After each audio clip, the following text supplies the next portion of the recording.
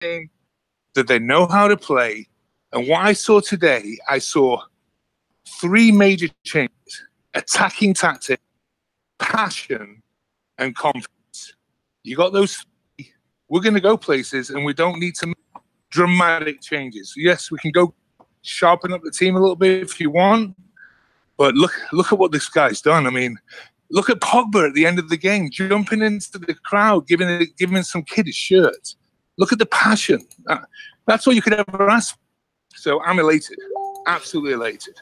It's interesting, isn't it? I mean, I'm glad you mentioned Pogba, because there's a certain Manchester Evening News journalist who loved Mourinho because Mourinho name-checked him in the press conferences and has spent all week sort of trying to twist it that Mourinho was the victim and that Pogba was the virus. He even said this week that United fans aren't happy with Pogba. They booed him at the last game, and I wouldn't be surprised if they did it on Boxing Day, which for me, I thought was sort of encouraging people to do that. I'll be very surprised if anyone's booing Paul Pogba on on Boxing Day at Old Trafford after that performance today. Well, you know, we were talking about viruses, right? And viruses and infections. But I can tell you something. Pogba has an infectiousness about this team now. You played him, first of all, in the number 10 role, which is where he should have been bloody played the whole time. You have the holding midfielders behind him. You have the whole team pushing forward even after we scored 3 goals, 4 goals, 5, everyone's pushing forward. And you see, after each goal, I'm seeing high fives, I'm seeing hugs, I'm seeing him talking to the players. And you know what? Ultimately, that's what you want out of a captain, right? And I think, personally, he should, that's what he can aspire to. I think he's got the cloth to make it long term. I think that Mourinho is just, it's like keeping a lid on a flame and just giving it just enough oxygen so that it bleeds. Well, Solskjaer came in and he took the bloody cover off, and now you've got a roaring fire. And that's what you're going to see from Pogba. So I'm absolutely ecstatic. And I just hope, I can't wait for Boxing Day. I can't wait to see this team trot out at Old Trafford and just hear the crowd. I haven't been like this since Fergie, man. It's amazing. It's an amazing day. It's interesting as well for those people who saw Wayne Rooney on BT Sports. Now, Wayne Rooney has, from the quotes I'd seen of him over the last few months, had seemed to be putting the blame on the players and backing Mourinho. And tonight he was really taking shots at Mourinho. So maybe there was an element of professionalism from Rooney while Mourinho was in post. But what he has said is that Manchester United is a big part of my life. It was never nice watching what was going on. Once Ollie got the job, I thought I'd give him a message of congratulations and my feelings of how it's been from speaking to some players and what I feel needs to change. First of all, get the lads enjoying playing football again. That's what the lads wanted. He's definitely the guy to make them do that. So really insinuating there that, one, he played under Mourinho for a little bit. 2, he's very good friends with Michael Carrick. And 3, that all was not well in that dressing room and that the change needed to happen. And it is simply about giving the players the opportunity to do what they wanted to do. And today, we did it. And they went out and played, absolutely fantastic and entertained. They were happy. The fans were happy. Football's quite simple when it's like that. I got to tell you, I was on the phone. When we're watching the game, we've got all the guys. Remember, I told you we have our own little chat room there. Biggest stickers. Shout to Star Boys. But we're all actually on Discord. We got the game on mute, and we're all talking on Discord, watching the game. And the only problem we have with that is that there is a certain African gentleman who's 2 minutes ahead of us in the time, and he's yelling out, "Go, go!" and we're not even there yet. But other than that, everyone's screaming and yelling, and then we went on Discord right after with all the guys. And I got to tell you, I think I mentioned it in the call. Out of everybody talking, I think Mourinho's name was mentioned maybe 15 or 20 times in the whole conversation. That to me is positive. We're looking at the now, which is the future. And Mark, I'm just so excited to go into the Christmas season, for everyone to have a happy Christmas. And I can't wait for Boxing Day. Great. Well, thanks for coming on, Adam, and a happy Christmas to you as well. Really enjoy your call. Thank you. You too. Cheers, pal.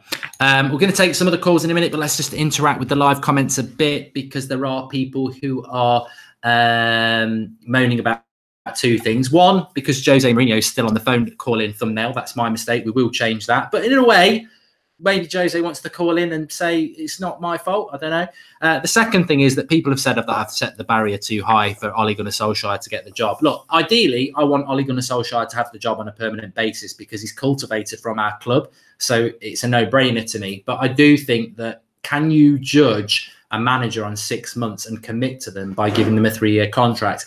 I think to do that, he's got to not just do well, he's got to do exceptionally well, because then it's not much of a risk. And to be exceptionally well, I would want top 4, which I think is a massive achievement still. I would want the FA Cup, because that shows, you know, that we've won something. And I would want to beat PSG in the Champions League. The PSG one's probably the hardest one, but I think that he's got to do beyond well. To get the job, for me, he's got to do beyond well, because he already hasn't got the job. I think Woodward's looking elsewhere. So he's got to do something exceptional. That's what I think. Darian Jones says, until now, Ollie has had Ford Escorts. Now he has a Ferrari and he wants to take it for a spin. So refreshing. And their identity is back in 90 minutes. I think Solskjaer sees this as his opportunity in the sun. And whether he gets the United job or not, I think what he does want is a job in the Premier League. He wants another crack at it, and he's going to go for it. He's not going to be reserved. That's why he's brought Mike Phelan in. Mike Phelan was Sir Alex Ferguson's right-hand man. He knows what the score is. And I think Solskjaer is just going to go, look, there's no pressure. We're going to go out. We're going to play the way you want to play, because that's the way I want to play, and that's the way the fans want to play. We're going to entertain and we're going to have a go. And if we lose games of football, we lose games of football, but we're going to have a go. We're going to enjoy it. And I think that's what he's going to do. And I think he's going to grab the opportunity. And I hope it goes well. I know a lot of people want Pochettino, and I wouldn't mind Pochettino, and I wouldn't mind Zidane. But I tell you what, my dream scenario would be Ole Gunnar Solskjaer as our manager. Do I think he can do the job? I don't think he can at the moment. Even after today, I don't think he can. You can't judge his managerial skills after one game. And to be honest with you, if we're hypercritical, what I would say is, why was Phil Jones starting today? Even though we won, and I'm massively positive, I still got to say, you should always want, you know, I'm a firm believer that when you're successful, you should always be looking to how do I be more successful? And I still look at that decision and I think, well, Eric Bailly was man of the match against Liverpool and he's fit. And this is our hardest game of the 3 that we've got over the next week. Why didn't Eric Bailly play? Why did Phil Jones play? So that was one thing. Why did Ashley Young play? Just because you want him to be captain. Delo's better. So that's 2 things. But I'm nitpicking, and I'm not even going to nitpick about Matic, because I thought Matic had to play today, because I don't think Fred and Pereira are anywhere near fit, because Mourinho didn't keep them fit. I do think long-term we need a CDM. It's the most important thing in the team. But at the moment, we will have to use Matic. So I agree with that. But the Jones and Young thing, they were 2 things that I thought, they're a bit dodgy. But it was a brilliant performance, flawless. Everyone was 8 out of 10. And there's room for improvement for Ollie. And I can't wait to see what's going to happen with it. I think it's absolutely fantastic. I do not want Conte, VJ. Stop trying to wind me up. We do not want Conte. Let's take another call. Let's see if we can get Robert Which on. one? Hello, Robert. Oh, Undembele. Robert, you're live on the United stand if you want to be. Hey, yeah, absolutely. How are you? I'm good, thanks. What do you want to talk about? How do you feel? Oh, man. I feel like a new man. I don't know what's happening right now. It feels like a cloud's been lifted. It is amazing, isn't it? Because we are still, you know, Liverpool are top of the league. Yeah. That should depress United fans. But I think we've been through such a horrible time that we're just so focused on ourselves. We've had such a positive few days. And here we are. We've just scored 5 goals for the first time since the Sir Alex Ferguson era. And match of the day, whatever it is, wherever you are in the world, it's just a great feeling to have some positivity and to do it in the United way as well. I mean, how did you feel watching that game today? It was like a blast from the past. It was. Listen, I'm in Kenya and I could feel the positivity from here. Just seeing the fans go wild. I could, seeing Ole Gunnar Solskjaer celebrating with everyone on the bench like Fergie used to, and seeing the players on the pitch having fun. I think those are the tactics. Just go out and have fun. And I don't think they've done that in years. So it's great to see that. And it looks like they're just ready for the next game. It's great because you mentioned the celebrations on the touchline. And I think that over the last 6 years, we've all, obviously with Moyes and Van Gaal and Mourinho, we've all harked back to Sir Alex Ferguson and what it used to be like. And what's been refreshing about Ollie is that he came in this week and he's like, I'm not ashamed to say that I model myself on Sir Alex. He was a massive part of my career, and yeah, there he is on the touchline, basically being like a mini Sir Alex, and it's you know Yep. it was like a blast from the past, and I think we needed that. Do you think? What are your expectations realistically? Because Cardiff, I think, will get relegated. And, you know, we did say after the Fulham game, it was only Fulham, but there was a difference in the way we beat them. But, you know, 8 points off fourth now. Do you think we really are good enough to close that gap? It's a massive gap. And do you think we are actually one of the top 4 teams in England, potentially? Right now, I absolutely think so, because I mean, as we saw today, Chelsea and City of all teams are dropping points. I think we can definitely do it. I think between Chelsea and Arsenal, we could definitely take steal 4th spot, as long as we keep this up. And I don't see why we can't. I think the only games we'd have to worry about is against any of the top 4 teams, but the rest of the teams below them should be worried, because United it seems like we're back. We have our front 3 interchanging, their positions, just causing havoc. Pogba's looking like a whole new player because he's playing a more advanced role. He's giving through balls and enjoying himself too. Even Lindelof looks like a whole new player giving through balls. I haven't seen him play like this, since he came for us. So it's looking exciting. And the thing is, we didn't even have Low get on the pitch to deliver some of his crosses. Fred didn't play much today. So Solskjaer has a lot to work with, and he's done a lot with what he had today. Alexis Sanchez to come back as well. Getting the best out of a lot. I thought all the players looked a lot better today, and we haven't seen. I suppose the interesting thing is, and I'll throw you this question because it's a tough one. Do you feel? What do you think about Lukaku? I mean, do you think Lukaku in that game today would he have been able to? Would we have scored the goals with Lukaku? How do we solve the Lukaku problem? So Lukaku today, I think his touch could have possibly could have caused a problem. But the way we're playing this type of football, I think he would have to be an option off the bench.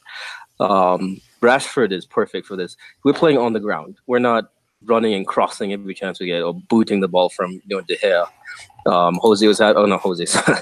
Solskjaer he had De Gea pass the ball to our defenders, and so we had possession, and we were counter-attacking almost the entire time, putting them under pressure, and that was our defense. And I don't know. I think Lukaku could thrive in it, but I don't know. I would rather start him on the bench and keep Rashford on. He's looking fantastic right now in this formation and this style of football. I think we do well with nimble, quick, players that can just finesse the ball. And Sanchez, when Sanchez gets back, we're going to see Sanchez, not what we had in the beginning of the season and last season, because he's not the kind of guy that plays in a.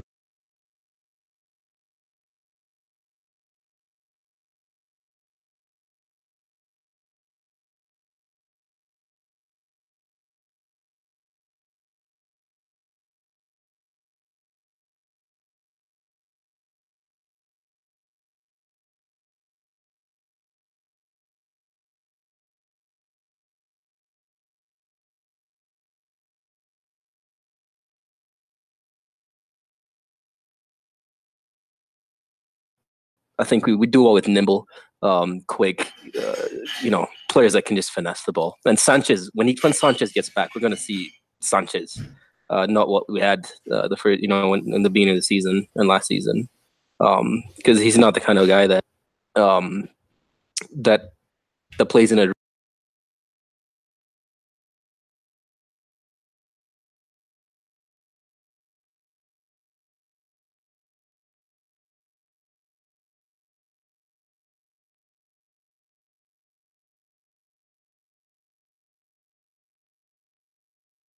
I think we do well with nimble, quick, players that can just finesse the ball. And Sanchez, when Sanchez gets back, we're going to see Sanchez, not what we had in the beginning of the season and last season, because he's not the kind of guy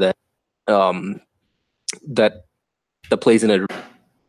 I don't know what happened there, everybody, but we should be back streaming live now. I don't know whether that means it's going to go into 2 parts later or whether we've saved the stream or not.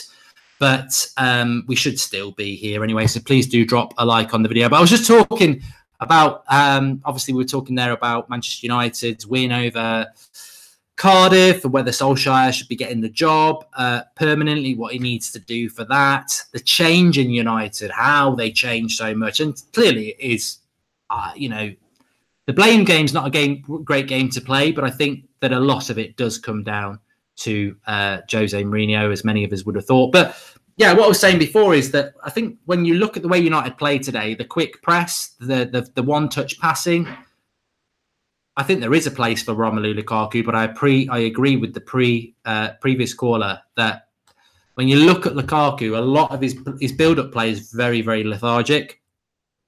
And when you look at the way United play today, and I think the way that Ollie wants us to play, that then becomes a problem for Manchester United. Bjorn Lundberg says, can we have the Stone Roses song one more time? I may do that for you. And a few people in the live comments, obviously the glass half empty people, they want to talk about the fact that it's only one game and it's only Cardiff. And you know what I'm going to say to you people?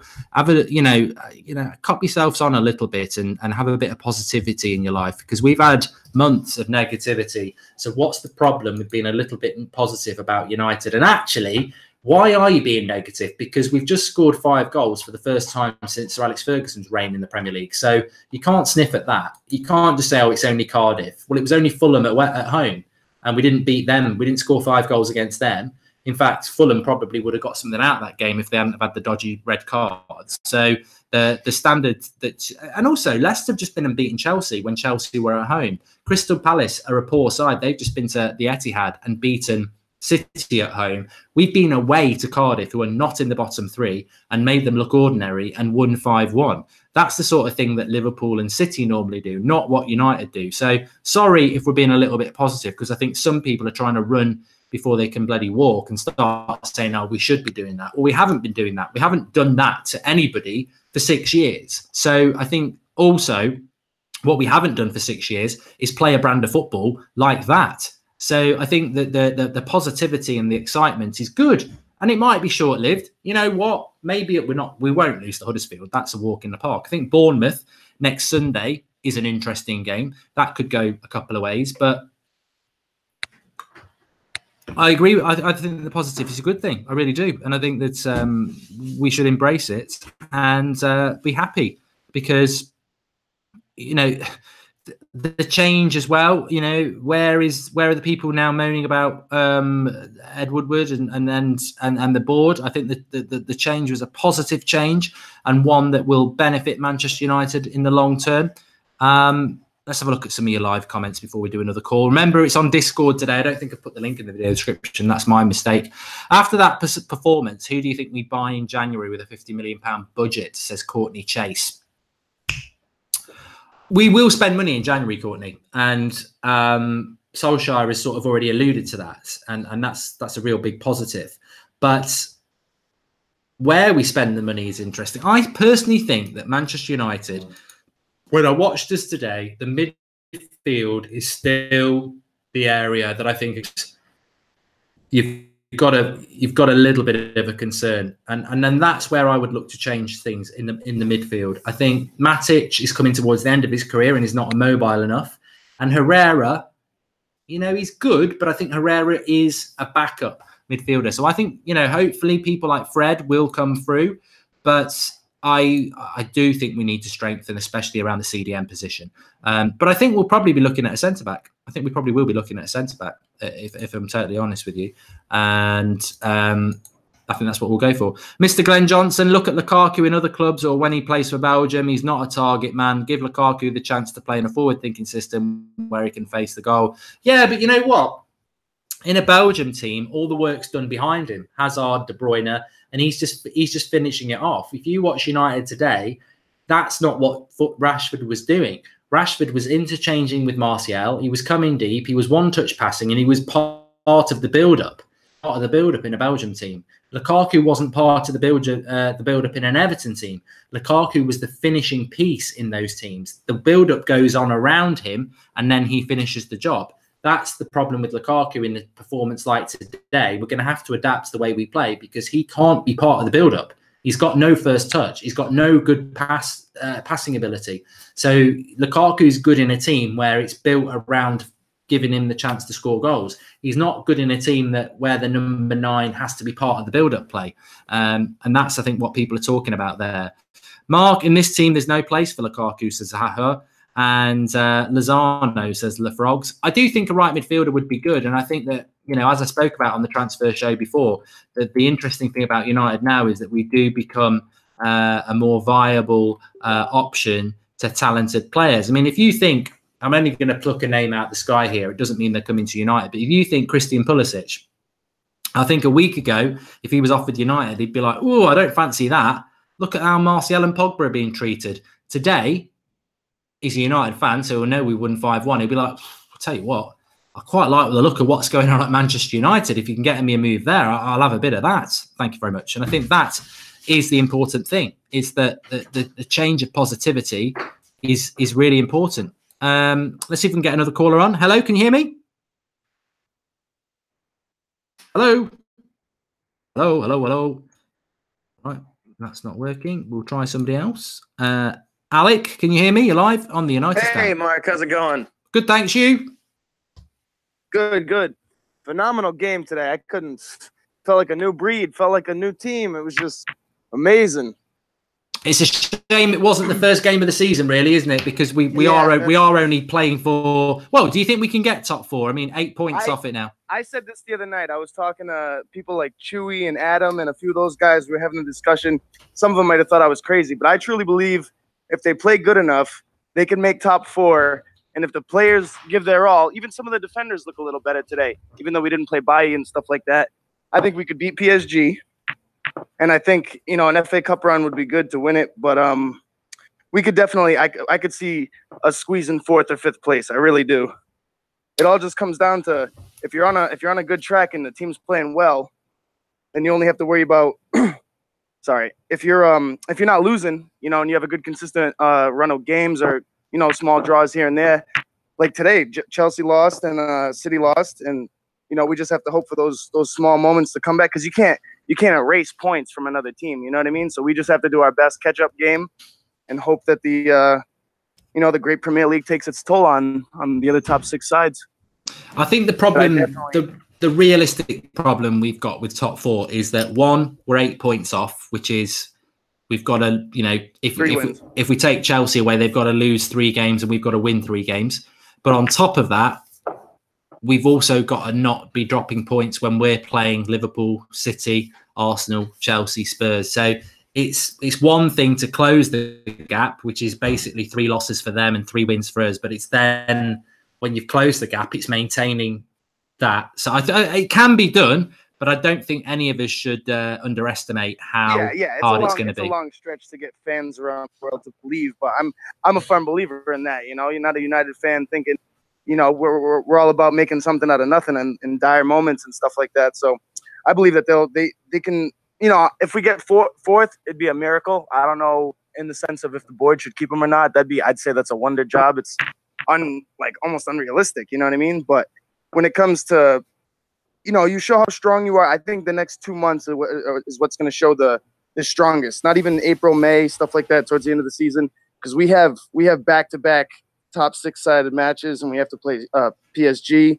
I think we have like Chelsea, City, Liverpool, or Chelsea, City, Spurs, or something like that within all in 1 month, within a couple weeks. So, that depth in the squad and that determination on how you play and how well you suit yourself, as a player and to the tactics that they're given, they could make something out of nothing. And really, I feel like they could show their strength and crush all these teams. And if we make it past PSG, that's an award in itself, don't you think?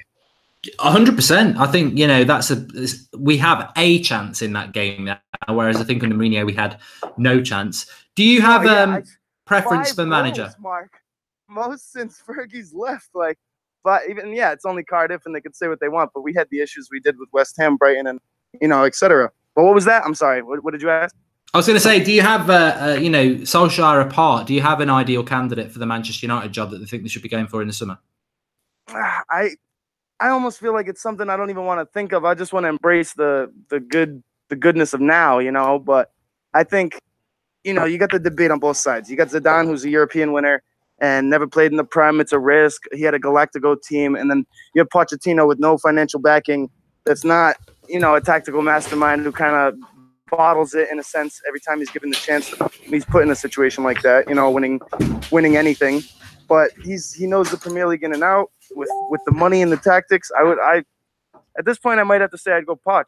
You know what I mean? I might be a firm believer on that, but either way, I'm just happy to see how we're playing right now and see Ole taking things in the right direction.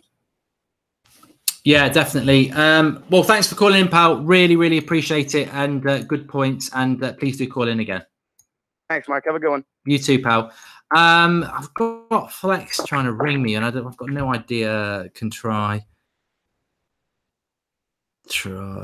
Okay, he's going to try.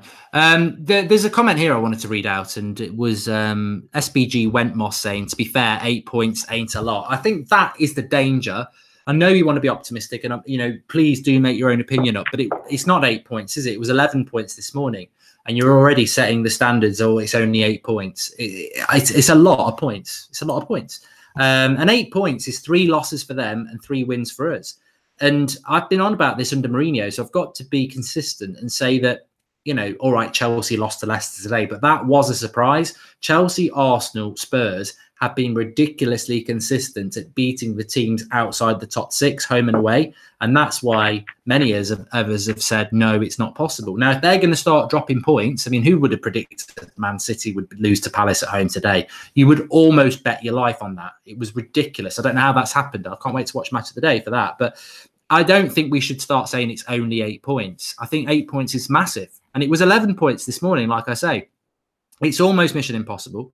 And 8 points is a very, very difficult thing to do. As I say, we could close the gap on them to like 2 or 3 points by the end of January.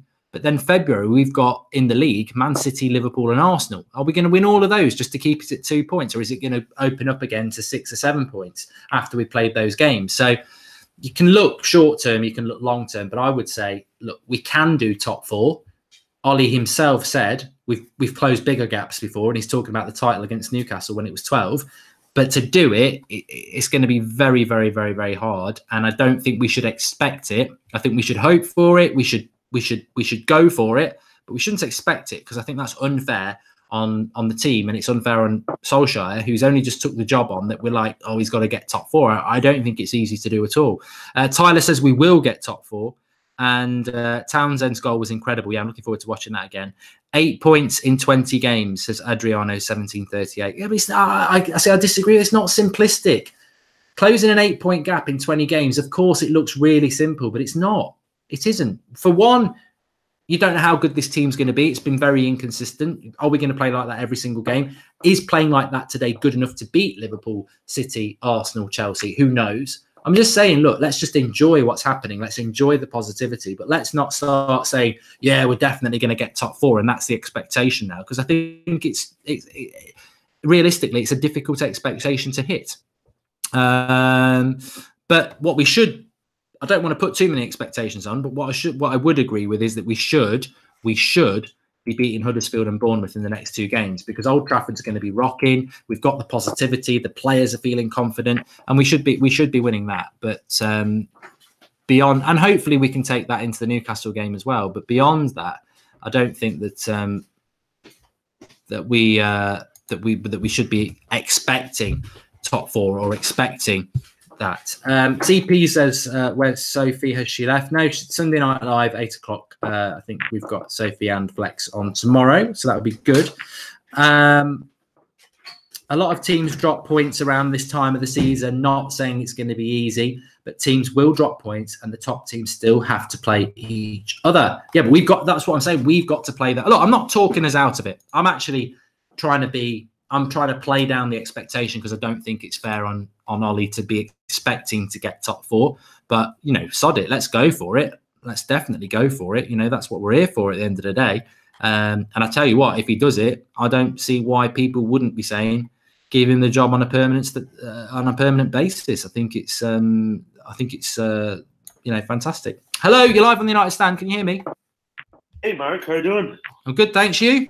Mark. Hello? Yeah, Mark. Yeah, you're How live. do I do this? Hey, Mark. Just talk. Hey, how are you? Finally, I got on. Yeah. So, Mark, what do you think of that game today? I'm very, very happy with it. I mean, 5-1. I don't think we've done that very many times in the last sort of decade. So, what are your thoughts? Honestly, like today, I'm in Canada, and I watched the games at the same pub. And all of my NMU fans with me, and I said today, Pogba's got to put up or shut up. Like, he has no excuses anymore. He's got to go out and play and show what this is all about. And he did exactly that. And I was really happy about that. I mean, look, Pogba, the virus, sorry, bloody hell. I'll tell you what, mate, I will get you back on in a minute. I'm just going to speak to Flex and then we'll pull you in again. All right, mate? That's good. Unlucky. Right, Flex, we should be able to hear you. Can you hear me? Yeah, I can hear you. Can you guys hear me? Yeah. So where's the fan cams, first of all? They're on their way in. They're on their way in. Okay, so I'm just uploading now. All right, so I'm live at the moment doing the call. What was it? You know, you were in the game today. It looked like the stadium was rocking. What's that? What's the significance of that performance today? Oh, it's fantastic performance. The first things first, like we've got to say, it is Cardiff. You know, they are a poor side, but the point is, we made Cardiff look like a poor side. How many games against poor sides can you say we actually made them look like what they are, which are poor sides? And that was the biggest thing for me today. The freedom that the players had. You can tell they were playing without fear. You can tell that they had been told, just express yourselves. Just go out there and do what you know you can do. And sometimes, I said in my review, which you guys will see, football is a very complex game, but it's also got very simple elements to it, which is if you work hard, play without fear, and play to your strengths, 9 times out of 10, apart from when you're playing the big games and there's decided moments, you're going to perform well and you're going to win the game. You know, with the level of players that we got and the ability of the players that we got, to see them play like they did. And to be fair, even before we kicked the ball, the feeling with the fans in the foyer area was just absolutely, it was like it was a cup final and we'd won. That's what it was like. They were singing all the Solskjaer songs, obviously. But people were just excited to come back and watch. And during the warm-up, the players I could just sense that there was a difference. And Pogba, just to touch on him, I mean, I know there's a lot of footage, and I'm going to put some up as well, of him at the end of the game when he was sort of giving his shirt away and fist pumping the fans. There was a bit where he didn't get to take the penalty. And what he did was beat the badge, beating his chest, saying, "Don't worry, Jesse, go on, you take it." Like, it just felt like completely different. And you don't really want to, you know, be able to say, like, oh, it's just because of Mourinho. But I'm sorry, it looked like that it was completely because of that. I mean, yes, the players have been, you know, accused of not trying for the badge, and they've got to give a better account of themselves. And some fans were even saying to me before the game in the foyer, "Flex, I just don't want to see us automatically play well because it means that they just down tools and that they weren't playing for the badge. And if they don't like the manager, that's one thing, but they've got to play for the badge." And I said, I get that, but you know, I think what we'll see today, which is what we did see, was the fact that you respond to positivity. And if your manager's negative in his formations, negative in his approach, negative in his mannerisms, his press conferences, you know, it's going to rub off. And that negativity has been ripped out of the club and replaced with sheer positivity. And I think it just showed today. It just showed. It was really interesting because I think we've had a week of people sort of trying to, you know, this Alexis Sanchez bollocks that he was, you know, putting a bet on, and that Pogba was high-fiving people. And I sort of said all week, well, so what if he is high-fiving people? I mean, the contrast between not only Pogba, there was a lot of players today that were way better than we've seen in the last few weeks. Yeah. Matic he was playing forward. I don't know what it looked like on TV. Yeah, it was good. But from where I was standing, he was playing forward passes. Yeah. Trying to spray the ball, not trying to take 5-6 touches, but trying to take 2 or 3 and get us playing. That's what it looked like where I was. Jesse was running into places that he wouldn't normally run into. And the way we were getting the ball out to Martial, and every time Martial got the ball, to me, it seemed like the clear tactic was, Anthony, as soon as you get that ball, Just attack your fullback. If you lose it, don't worry. We'll work hard and we'll get it. And I'll tell you what, who went under the radar? Well, not under the radar because he had a very good game, scored an amazing goal. Ander Herrera. On TV, you can't always see it, but when we didn't have the ball, or when he didn't have the ball, he's constantly shouting at players in a positive way, encouraging, organising. Looking, making little movements and angles to receive the ball. He had a fantastic game, and sometimes in terms of players that some people were saying under Oli who would get a second chance, and Matic is coming for a lot of stick because of the way Jose played him, and you're just looking at it thinking in different tactics, you can get the best out of some of our worst players. Even Phil Jones is bringing the ball out from defence today and looking all right. Do you know what I mean? Yeah, definitely. And I think what came out of it today, and I don't know whether it'll be felt. I mean, I can't wait to see some of the fan cams because you get that different view. Is that it was, these Mourinho sympathisers. I'm sorry, there is only one place. There's only one place to look for the blame, and it's clearly on his shoulders. Even Rooney said that on BT Sports today. Did he? Yeah. What did he say? He just said that he's spoken to players. They just want to play good football. He even said that he called Ole Gunnar Solskjaer up just to say, this is what I think needs to be done because this is what I've heard from players at the club. And obviously he played under Mourinho as well. So yeah, see, and that's it. They're all coming out the woodwork, man. There's no way that them players were enjoying playing for that manager. Why would you? It was so negative, and just with his mannerisms, you can just see the difference. And like I said, it is Cardiff, and you can't say we got our Man United back, but it does kind of feel you don't want to stop short of saying it. I mean, you shouldn't after one game, but the way they played. And look, we haven't scored 5 since Alex Ferguson was here. And Ollie's done that in his first game because we put them to the sword. And what I really liked about the performance, which maybe not a lot of people talk about, is the fact that when they got their lucky penalty, because I saw the replay twice, and it just looked like it hit him on the shoulder. I don't know what all you guys think. I thought it was dodgy, yeah.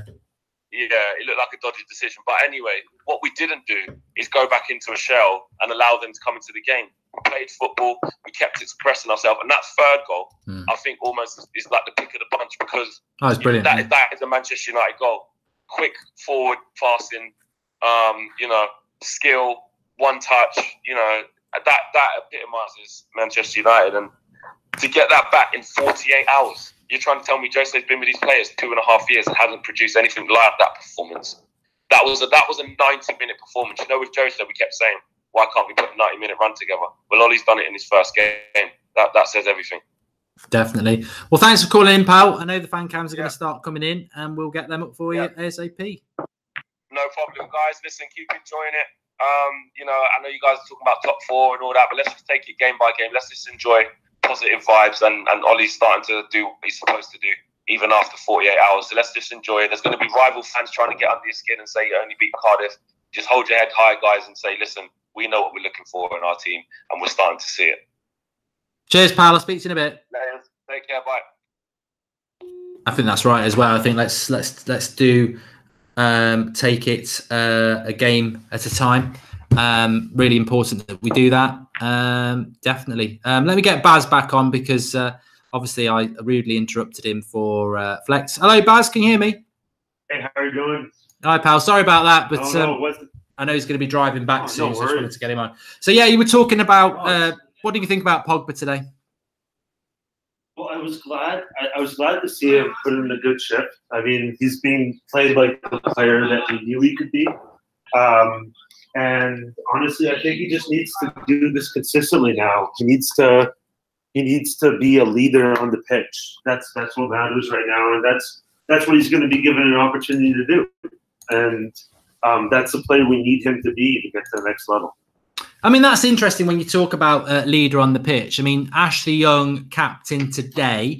I don't know what your thoughts are on whether he should be captain of Manchester United, but I think more importantly, I think people want to see Luke Shaw left back and Dalot right back. I don't know whether that's going to end up happening or not, but do you think if Ashley Young was moved out of the team, who do you think should be the captain of United? Do you think Pogba is ready for that responsibility, or we should be looking for somebody else? That's a good question. And I mean, the one thing I said today to a bunch of fans, I said, you know, Ole's not going to come in and change everything. He's not going to throw in 3 youth players on the bench. He's not going to drop senior players for that. There's a lot of kids that deserve to be like Pereira that deserve to have a chance today. But in terms of Ashley Young being captain, I think, you know, today it made a lot of sense. And as a captain personality, you know, he does deserve that. Maybe Ander Herrera, and maybe there's a few other players. But the thing is, I do want to see Delo on the right side consistently. But the problem is, outside of Herrera and Ashley Young, who do you see as a real captain right now? I don't think you can give Paul Pogba the actual armband. I think when I say leader on the pitch, lead by example, do your job, and be the best player on the team. But we do need someone to step up and be a leader on and off the pitch. I agree with that. And a good player to do that. And just finally, as Manchester United's next manager, who is your sort of head or heart leaning towards at the moment? I do think Pochettino is the right man in terms of someone who's going to embody what it means to be a Manchester United manager. But, you know, we don't have to go for the gigantic name. I think we just need somebody who can handle the pressure, who can handle the media that is required, obviously with the Manchester United job, and also put their own imprint, but keep the club's traditions in mind. And, you know, playing that attacking football, promoting youth. And, you know, I think Pochettino's probably the best person out there right now, but there's also a bunch of other managers that we don't know about that could possibly fill that role. And I think they're going to need to take their time, like they're doing right now, get that director of football in to get an input on that and have that harmony. Because that's the one thing that no one's talking about. If we're going to get a director of football, we need a manager to really have that harmony with that person. And they need to be able to bounce ideas off each other and just, you know, talk about players before the director goes to the board and says we need to target these guys. So I think that's one thing that they did need to keep in mind. Thanks for calling, Baz. And like I say, apologies that we had to take you off, but glad we got you back on. And do please call in again. Yeah, thank you. Have a Merry Christmas and Happy New Year. You too, pal. Merry Christmas, mate. I'll speak to you soon. That reminds me, actually, thanks for that, Baz. Tomorrow night, we've got Sophie confirmed at 8 o'clock. She's coming on, and I don't know who the second guest is, but it's the Christmas party tomorrow night at 8 o'clock on the United Stand. I'm also going to do, what am I going to do tomorrow? I'm going to do sort of a tactics, sort of debrief, look at how we did today, the heat maps. Everyone loves the Goldbridge heat maps, so we'll be doing the Goldbridge heat maps, and a bit of an, you know, there'll be something topical to talk about. I'll probably do that about 11 o'clock tomorrow as well. So lots to talk about with that. A lot of people saying it's only one game. My message to you is lighten the fuck up. I mean, come on. Do you smile at anything? I mean, seriously, it's only one game. Do you not think any United fan realises it's only one game? Do you not think every single United fan knows that it's a massive ask for us to get top 4? But do you not think that it is fair to say that that performance today is probably our best performance in 6 years? I'm not joking. That's probably our best performance in 6 years. Not because it's Cardiff, but because of the amount of goals we scored, because of the way we played football. That today was a better performance than Mourinho ever managed. It was a better performance than Van Gaal ever managed, and obviously it was better than Moyes because he was total shit. But it's not about the opponents. It's about a team that was very rusty, that wasn't totally fit to play that sort of game because it's been a very lazy team under Mourinho, who all the time was playing with intensity, who all the time was looking forward, who all the time was looking at the risky pass. I mean, there was times when Luke Shaw, Herrera, I saw Matic do it, Lindelof, they're knocking a ball into Pogba or Martial when Martial and Pogba have got 2 players around them, and it's a risky pass. But Martial and Pogba 9 times out of 10 were dealing with it, controlling it, and laying it off to Rashford. The risk pass, you suddenly take players out. You look under Van Gaal, you look under Mourinho, we don't take the risk pass. We go side to side to side to side to side to side. That was that from United today, we haven't been doing that for years. There was an intensity, yes, there was. There was effort, yes, there was. But there was also a desire to go forward and take risks. And we haven't been playing risk football. And one thing I always say about United is the United way, whatever. But it's risk. You know, Sir Alex Ferguson would be drawing a game. He'd take a centre-back off and bring a forward on. He'd risk. He'd roll the dice to win it. And that's what I think I took from today's performance. And that's why when people say it's only one game, it's only Cardiff, the result could have been 3-1. It could have been 10-1. It doesn't matter. It doesn't change anything for me. The reality is what I take from that game was the intensity, yes, but also what we were trying to do. If you watch the game back, it's what every player was trying to do. I mean, you look at Lindelof, he's almost a centre forward at times. That's our centre back. Right back, left back, the defensive split, which I spoke about in the preview. There was times when David De Gea had the goal kick, our centre backs were splitting like fullbacks to each side of the box so he could knock it out short. And Matic was dropping in to the central position. Where's your fullbacks, Mark? Well, the fullbacks are bombing forward already like wingers. That was something I spoke about, how Ole Gunnar Solskjaer will approach his football. He wants to pass out from the back. We don't need to hit this long ball to Fellaini anymore. And that intent was there throughout the team to get on the ball and move the ball forward. I think Chris Smalling will struggle. Chris Smalling didn't go to the World Cup because Southgate didn't trust him on the ball. Why would Solskjaer trust him when Solskjaer wants to play out from the back? Christian Medina says 8 points is nothing. We have our United back. Well, I'm glad that you're that positive. I just want to keep expectation of top four on the download for a little bit because I don't think we should be putting ourselves under that pressure. But we're definitely back in the hunt, and that's all we can hope for. Anyway, please do smash a like on the video for all our callers. If you've not watched my match reaction, you can do that through the homepage. We've got fan cams coming in very, very quickly. In fact, I know they're ready to go up. I'm literally going to end this stream and I'll have the first fan cam up for you in about 2 or 3 minutes time, which is going to be very exciting to see United fans at the game today. How are they feeling after an amazing week? Thanks everyone for watching. It has been an amazing week. Please do subscribe if you're new, bottom right hand corner. Get involved. Tomorrow night at 8 o'clock it's the Christmas party. Looking forward to that. Get your Christmas jumpers on, get a drink ready, and obviously I'll have a video for tomorrow. Speak to you all very soon. Thanks for watching.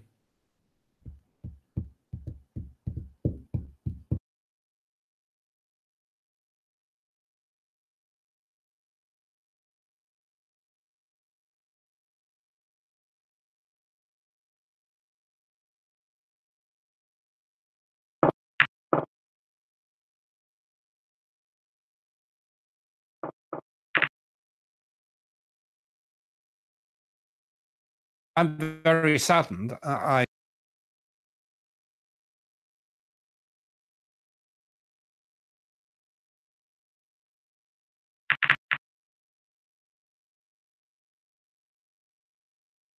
Indeed, it did, by 3-1 against Sunderland, who also had Glenn Luven sent off. I just wanted to pick out Luton as a little heartwarming story for any club that is currently struggling. 10 years ago, they suffered their 30-point deduction for failing to exit administration in accordance with Football League rules. They were relegated from the Football League. They are absolutely flying at the moment. They're back in the third tier for the first time in just over a decade. And today, they won their 9th league match in 10 by beating Burton by 2-0. Mark, thank you, and to you, thank you very much.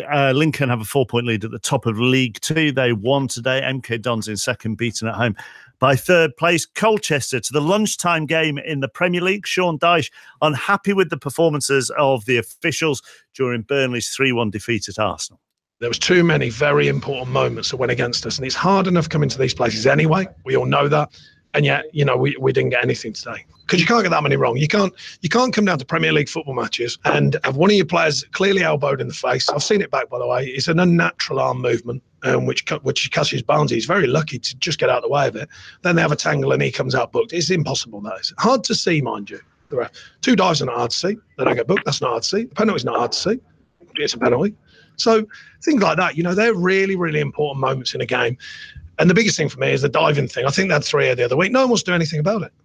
We'll end Sports Report, and I'm sure Robbie and Jason will want to hear your thoughts on that Sean Dyche interview. 08085 909 693.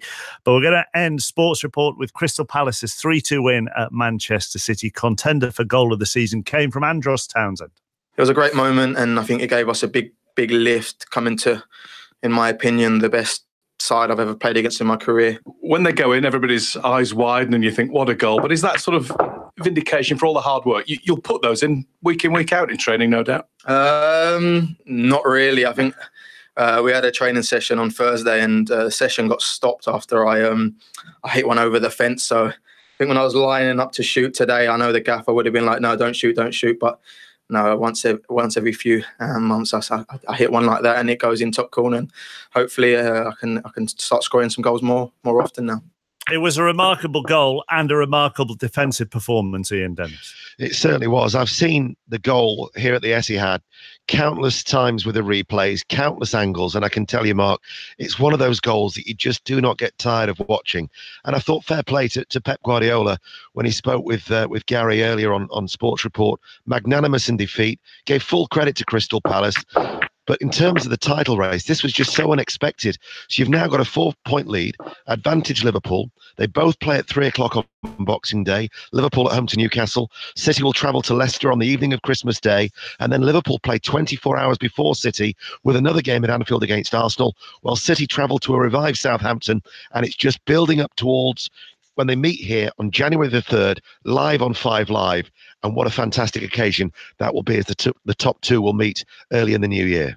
Ian, thank you. Don't forget then, 10 o'clock tonight on 5 Live, Will Perry presents live boxing from the Manchester Arena, Warrington against Frampton. And then match of the day on BBC One at 10:30 if you want to see that Andros Townsend goal. 6:06 on the way, 08085 909 693, straight after the BBC News with Mike Young. On digital, BBC Sounds, smart speaker and online. This is BBC Radio 5 Live. 2 people are being held over the drone sightings that caused days of disruption at Gatwick Airport. One is reportedly a drone enthusiast. Police are also searching a house in Crawley in West Sussex. Our correspondent Jenny Kumar is at Gatwick. A 47-year-old man and a 54-year-old woman, who are both said to be from Crawley, have been arrested in connection. Police say the investigations are ongoing and they would like to hear from anyone who has relevant information. Gatwick Airport say that they are taking measures to ensure that the airfield remains safe and that flights can keep on running.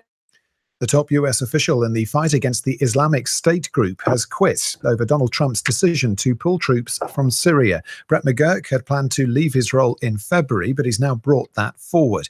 It follows the resignation of the president's defense secretary, Jim Mattis, earlier this week. Jeremy Corbyn is facing criticism from members of his own party for saying he'd continue to pursue Brexit if Labour won a general election next year. He says he'd negotiate a better deal with the EU. Labour MP Chuka Umunna, who wants another referendum, says the comments are disappointing. Research suggests more 25 to 34-year-olds are buying homes. A study by the Resolution Foundation says ownership among the age group has gone up by 3% since it hit a low of 25% 2 years ago. It's the first rise in 3 decades. Daniel Tomlinson is from the think tank. After the financial crisis, lenders took the decision to rein in credit and take less risk, and now they're taking a bit more and being a bit more generous with first-time buyers in terms of the loans that they give them. Also, house price growth has slowed really significantly over the past few years.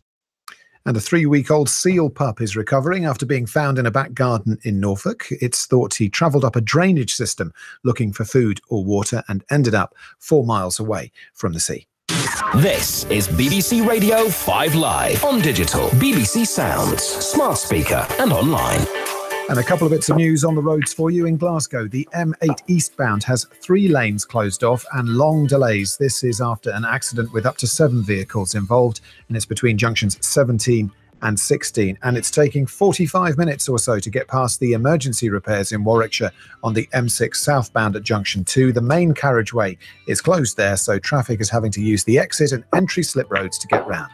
Mike Young, 5 Live Travel. It's that time of the year again, Janice. Yes, it is, Lee. How have you been? Very well, thanks. I just wanted to mention, I loved the way you said Europe's elite club competition this year. You mean like this? Europe's elite club competition? Yes. Oh, and how did you do that thing when you said first for news? First for news. That trade secret. Hi, Justin. Hi, Justin. Sorry I'm late, guys. Shall we begin? Christmas Day on 5 Live. From 7, it's 5 Live Breakfast with Colin Murray. Then from 9, it's Russell Kane at Christmas. Followed by singer and jungle celebrity Fleur East from 11. Festive chats with my friends JB Gill, Nicola Roberts, Tom Kerridge and Harry Redknapp. At 12:30, Laura Whitmore's Christmas Roast. Big names on the big day. Merry Christmas from BBC Radio 5 Live. And also from us. Are you ready to have your say in the UK's biggest football debate? Your teams, your views. Get ready. This is 606 on BBC 5 Live with Robbie Savage and Jason Mohammed. Good evening, my friends. Merry Christmas, one and all. Straight to the Cardiff City Stadium. John Akers. United lead 2-0, but Cardiff have a penalty. It was handball against Marcus Rashford. He says he used his shoulder. So, can Cardiff get a goal back? 8 minutes before the break here. It's been brilliant from United so far. They've dominated. Up he steps, scores, top corner. Cardiff have one back. Camarasa scored it. We've got an interesting game on our hands. Follow it here on 606. Come on, Victor Camarasa. Come on, Cardiff City. A very good evening to Robbie Savage. How are you, Robbie? Good evening. I've just been watching you there in the screen, and if I was a Cardiff City fan, I'd have been jumping at my chair. You, stationary. Do you know why? Because I've just seen the penalty go in here because it's on delay. It's on delay here. You heard the commentary. It's on delay. You fool. I'm hosting a programme, Robbie Savage. A very good evening to Robbie Savage, who last week, ladies and gentlemen, said, had Manchester City the title, we have, ladies and gentlemen, a man here now who's going to eat some humble pie. Off you go. It was actually 2 weeks ago, Jason. Listen, maybe I was a bit hasty. Liverpool magnificent. Virgil van Dijk. Is he, at this minute in time, well, he is the best centre-half in the world, no question. Chris Sutton on Saturday said he's the best player in the world. Best player in the world. Jay. So, are you going to say you were wrong? Listen, we'll see at the end of the season, won't we? For Liverpool, Jason. Listen, I think there's, in the last 9 seasons, Jay, the team being top at Christmas has gone on to win the league, except for once. And who was the team that was top but didn't win it? Liverpool. 08085 909 693. Liverpool fans, let's have you tonight. We shall talk to you. We shall also talk to Chelsea fans who's lost at home to Leicester City. Watford won at West Ham United. They're 6. Southampton have won 2 in a row. Jose out, Ole in. We'll be live at Cardiff City. John Akers is there, as you heard. And also, were you one of the 2,500 Sunderland fans who went to Portsmouth today? Give us a call if you were. 08085 909 693. Your designated drivers to 85058. And we've got a savvy Christmas quiz. Go on, This quiz. is BBC 5 Live. Call free 08085 909 693. Text 85058. Text will be charged at your standard message rate. Plus, see our privacy notice. bbc.co.uk/5 Live. So, Robbie, what does Dave need from us this week? Dave. So listen, Jay, last week, so he went to Cologne and he watched Cologne beat FC Magdeburg 3-0 in Bundesliga 2. Yeah, so I've got pictures of the Christmas market. So tonight, Dave is indoors cooking a Christmas curry for the lads. He needs our help on curry names. So text in and call him with footballers' names that sound like a good curry. And Dave will dedicate them to his homemade efforts tonight. # Help Dave. Okay, help Dave tonight then with names for his curries, and they have to be present footballers, or can they be from I've got one. A bygone era? What is that? I've got one. Tony Curry.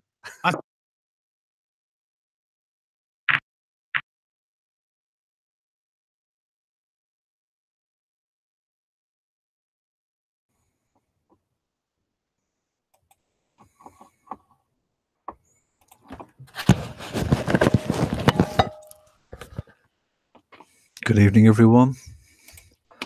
Just joining for the final frame of the session with commentary. The final of the English Open between Mohamed Fawzi and Mushtaq Hamid. 5-1 the score. It's 1st to 9. But this will be the final frame of this session. And I presume they will finish tomorrow evening. Mushtaq obviously would like to get the first frame in. Would like to get this final frame. Doesn't want really to go into tomorrow's session 6-1 down. has played well. Definitely been in the mix in a few of the frames. But Mohamed Fawzi is on top form and he's making the difference in fulfilling the frames right to the end. Not letting Mushtaq get away with taking any frames. Mushtaq's got to win the frame if he wants it. It's up to Mushtaq. But at this stage, it's Mohamed that wants it more. So the final frame of this session, Fawzi has got first blood in this frame already.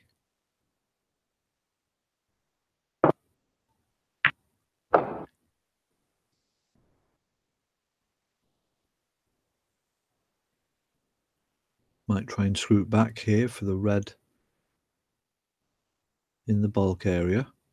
No real room. Could possibly try and push forward and try and go into the pack, but was unlikely to result in anything conclusive. So he's concentrating on this loose red. Not an easy shot, this. Needs accuracy. Going into a blind pocket.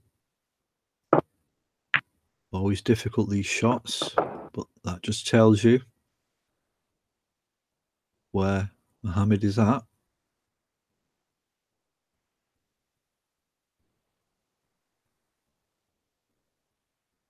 And now, if he can play a snooker here, you'll be able to see his full intent. Not giving Mushtaq any room at all to move. And just waiting on the next chance for him to add more points and put more pressure on his opponent. Foul. Mushtaq not able to roll up to the reds, has hit the pink instead, but nothing's been left on.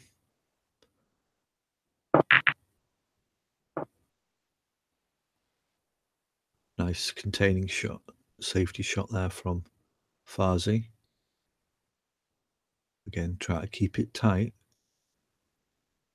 Relatively straightforward safety here for Mushtaq. And that was a nice shot, good length, good white. It's covered the loose red that's popped out during that collision with the white and the reds. And Fawzi now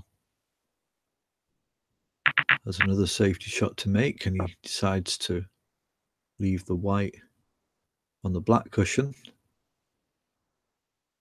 There was an element of risk trying to take the white up to the bulk, because that loose red would be an opportunity for any view towards the red from the bulk area. Nice little clip there by Mushtaq. Great white, tight on the cushion, good shot. Got some good safety exchanges here.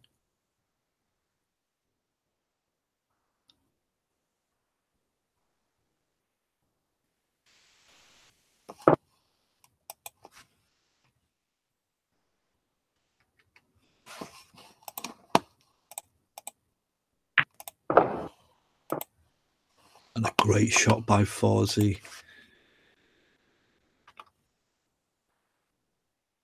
And that will hurt for Mushtaq. They put the white tight on the cushion. He's gone off there, Fawzi. He's not got any reds, so end of break. He's looking at the red into the middle, but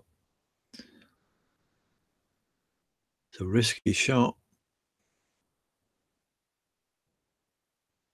Full aggression here by Fawzi.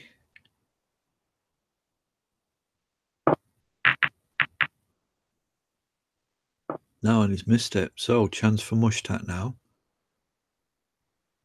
Fawzi waved away the principle of keeping tight and decided to go for a risky shot. Has the ability to do that, has the freedom to do that, being 4 frames in front. Mushtaq pots the red, and now he just wants to get control of this table and try and make a considerable break in his campaign to win this final frame. Blue into the bottom center. Light touch, nice pace on the white. Looking to get onto the black from this red. Could come back for the yellow. Give an opportunity to move into the reds, but he could do that with the black as well, so it's just his preference. Black probably is the favourite. No, he decided to go for the pink, but he's overscrewed it.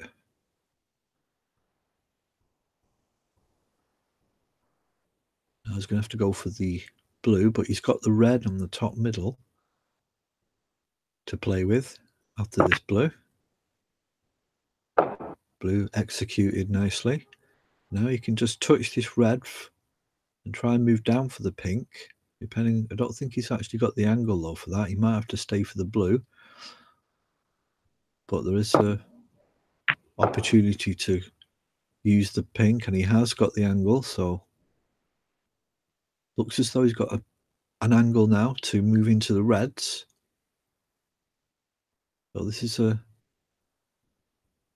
important shot for Mushtaq. No, he's decided just to follow through slightly and go for the loose red on the right of that cluster. We'll be looking just to get back onto the pink again, the same shot into the bottom left-hand corner from this red. He's facing away from the pocket, so you're going to have to put a lot of top on this and go off the bottom cushion and into the pack to get some opportunities and continue this break.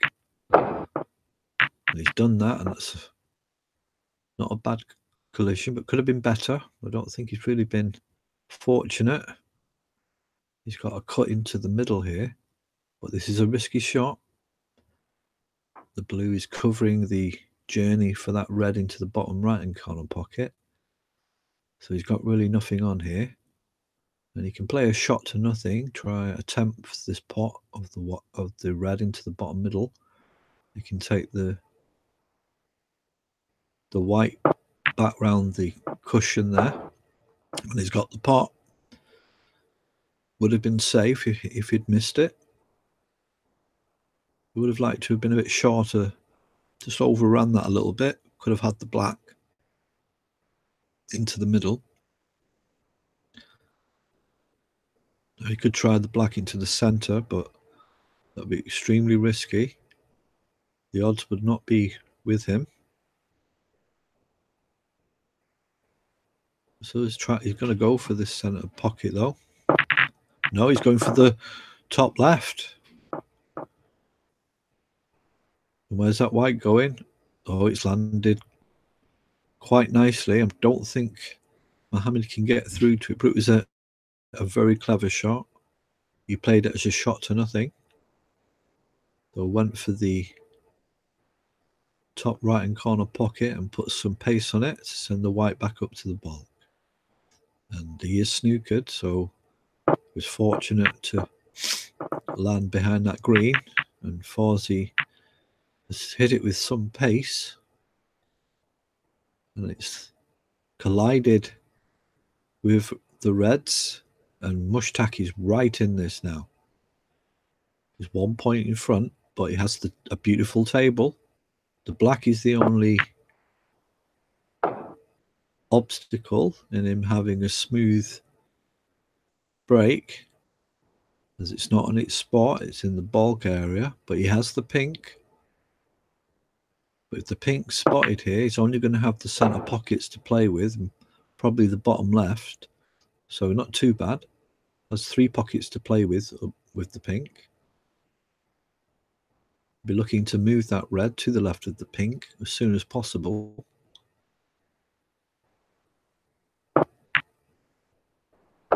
It's opted for the blue here. And they can screw back.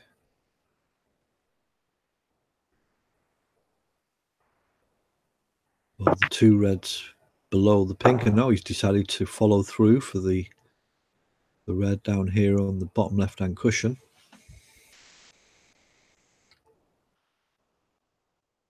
English Open final. Well, Mohammed Fawzi versus Mushtaq Hamid. Hamid on the table.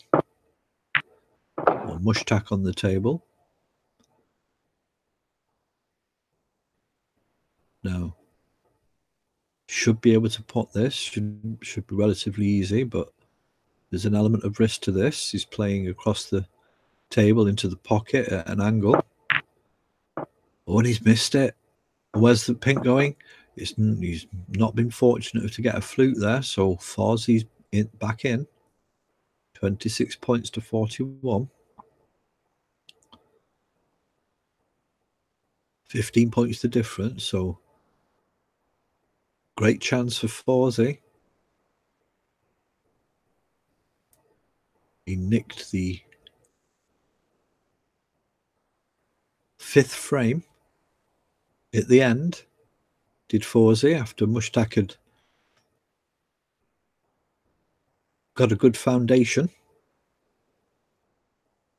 And this is what Mohammed's been doing this evening, keeping it strong and tight and not letting Mushtaq Hamid too many chances, or forcing Mohammed to make conclusive breaks and conclusive pieces of action. And if Fawzi could win this frame from here, that would surely put a lot of consternation into Mushtaq.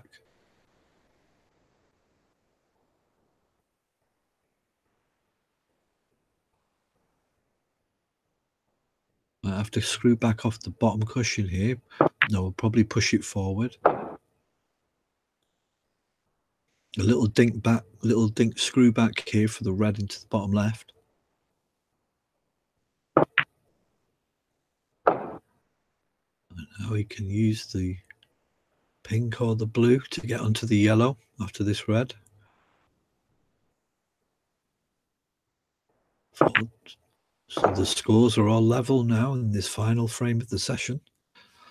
In this 1st to 9 English Open final. So he'll be looking to go beyond the blue here after this pink. And he has a great angle now for the yellow. You can screw it back or go off 2 cushions back for the green. Got to get it right though. He's decided to go off the right cushion, and that's quite a nice shot. That kiss on the blue is useful. It has the black here to cannon. It's at an angle, this green, so you could play it in a way where he could get a cannon off the black, which will hold on for the brown. And he did get the cannon, but it's just gone a bit wayward. So this brown into the middle is not straightforward. 11 points in front now. Needs brown and blue to leave Mushtaq leaving snookers, and he's missed the brown. Brown just hits the edge of the bottom middle. And Mushtaq back on the table, so 11 points behind. 22 on the table. Needs brown, blue, pink and black. That's a nice shot. Just too far. And he's left it on. So it wasn't a nice shot. And it's a nice attempt. But he's just overhit it and left Fawzi on again to potentially finish this frame and session off leading 6-1 going into tomorrow's final session. Brown goes in, so this blue will leave Mushtaq needing snookers and a willingness to leave this session and go and wash his face.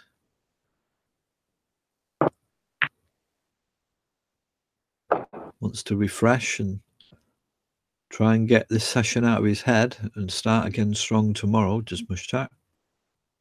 As that blue goes in, snookers needed now for Mushtaq.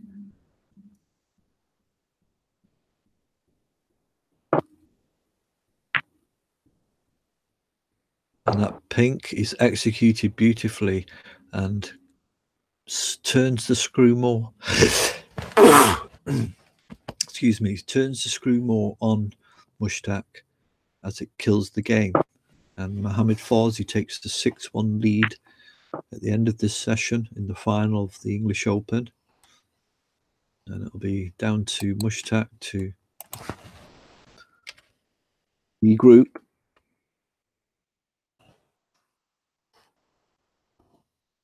As we enter the score.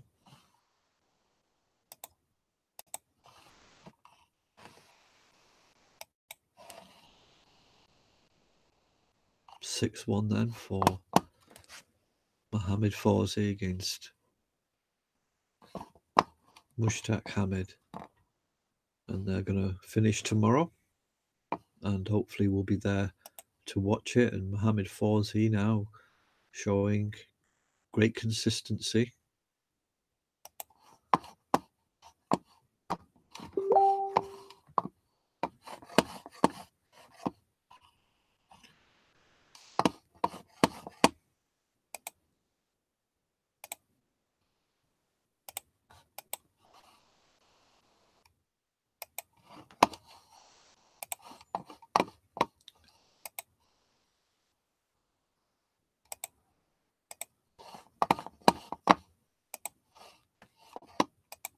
As you can see on the view of the current table,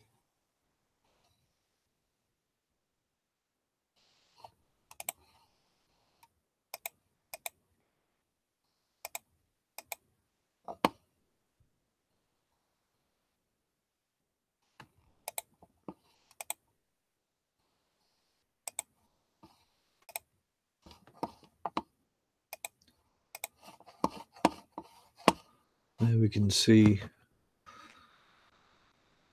in terms of the Money League, Jamie Anderson is still in front with 2,525,000.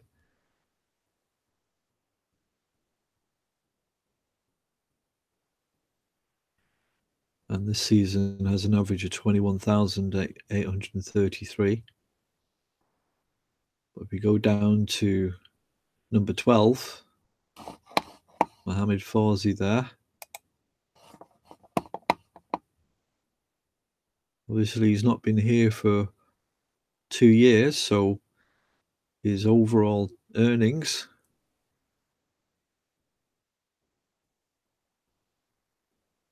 leave him in the outskirts of the Money League table, but we can see that he's actually paid 25% of the games in 2 years, but his average earnings over 2 years of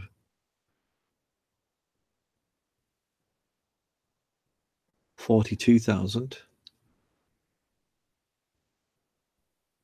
But this season he's second only behind Jasper Koosman, 215,000 average this season so far.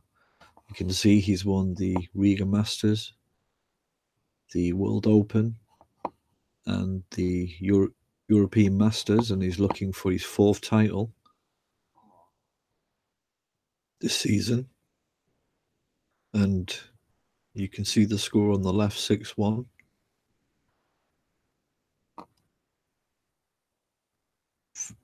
At this point in time, it looks as though that 4th title will be happening and being completed tomorrow evening in the final session.